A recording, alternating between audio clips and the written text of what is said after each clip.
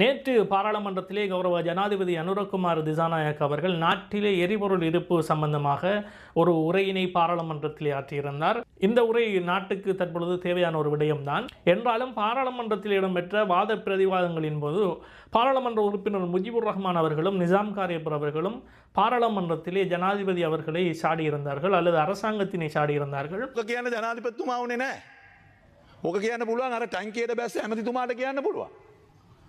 இப்பொழுது உலக அளவில் இடம்பெற்றுக் கொண்டிருக்கக்கூடிய இஸ்ரேல் மற்றும் அமெரிக்கா ஆகிய நாடுகள் இணைந்து ஈரான் மீது செய்து கொண்டிருக்கக்கூடிய இந்த போரிலே ஏற்பட்டிருக்கக்கூடிய இழப்புகள், அதே போல ஒரு நாட்டுடைய அதிஉச்ச தலைவர் அயாத்துல்லா அலி கமேனி அவர்கள் கொல்லப்பட்டிருக்கின்ற இந்த சம்பவத்தினை உலகத்தில் உள்ள பெரும்பாலான நாடுகள் கண்டனங்களை தெரிவித்திருக்கின்ற இந்த சந்தர்ப்பத்திலே இலங்கை மௌனம் காப்பது ஏன் என்கின்ற ஒரு கேள்வியை அவர்கள் கேட்டிருந்தார்கள்.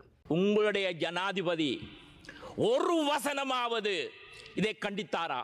உண்மையிலே இந்த கேள்வி எல்லோருக்கும் எழுகின்ற ஒரு விடயமாகத்தான் இருக்கிறது. இஸ்ரேலுடைய விவகாரத்திலே ஏன் இலங்கையினுடைய அரசாங்கம் இந்த அளவுக்கு இறங்கி போகிறார்கள் என்கின்ற கேள்வி எல்லோருக்கும் இருக்கிறது.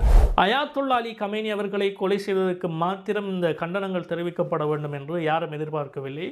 மாறாக நம் அனைவருக்கும் தெரியும், ஈரானையும் ஈரானுடைய மக்களையும் பாதுகாப்பேன் என்று வாக்குறுதி கொடுத்து தான் டொனால்ட் ட்ரம்ப் இந்த போரினை ஆரம்பித்திருந்தார்.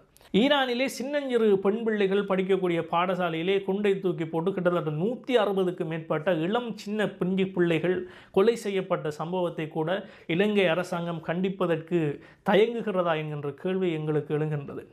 நாங்கள் பொதுவாக எந்த அரசாங்கத்துக்கு வாக்களித்தாலும், எந்த அரசாங்கத்தை ஆதரித்தாலும், யாரை தலைவராக ஏற்றுக்கொண்டாலும் பரவாயில்லை.